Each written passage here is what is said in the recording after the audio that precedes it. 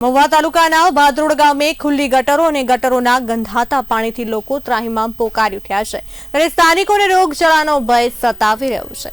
ભાદરોડ ગામમાં નવો જ માર્ગ છેલ્લા થોડો સમય પહેલા જ બનાવવામાં આવ્યો, જે માર્ગ લગભગ 8 થી 10 ગામડાઓને જોડતો માર્ગ છે, પણ આ રસ્તા પર ખુલ્લી ગટરોથી લોકોને ગંભીર અકસ્માતનો ભય સતાવી રહ્યો છે। ત્યારે ભાદરોડ આ ગટરોના ઢાંકણા નાખવામાં આવે તેવી માંગ ગામના રહીશો દ્વારા કરવામાં આવી છે।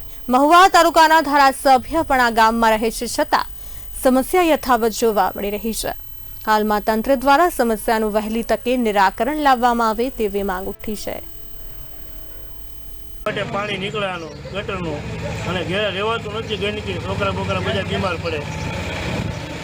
એકને લઈને આવું એક બીમાર પડ્યો, એકને લઈને આવું એક બીમાર પડ્યો, કોઈ હા બોલતું નથી, સરપંચી મળી કોઈ અન્ય બીજા કામમાં છે બધા, આ કામમાં નથી કોઈ હાજરમાં, સભ્યોને બધા બનાવ્યો પણ સરપંચ બીજા કામ હતું છે, આ કામમાં કોઈ ધ્યાન દેતું નથી। 4 મહિનાથી ગટરનું ઢાંકણું ખુલ્લું છે, રજૂઆત છે, સરપંચ ગામ પંચાયત મંત્રી સતત રજૂઆત કરવા છતાં કોઈ ધ્યાન આપતું નથી ગામમાં, અને અમે આના માટે આંદોલનો ભૂખ હડતાલ કરવાની તૈયારીમાં છીએ। 4-5 વાર જાહેરાત કર્યું છે કે ભાઈ ગટરો મારા છોકરા બીમાર પડે પણ કોઈ આવતું નથી। એ એમ કહે છે થઈ જાય પણ કેદી થઈ જાય, અમે મરી જાય તેદી થવા 4 મહિનાથી આ ગટર ઉભરાણેલી છે, અને માણસો મેકલે તે હમણાં દાડીઓ લઈને વૈયા જાય ને કાંઈ કરતા નથી।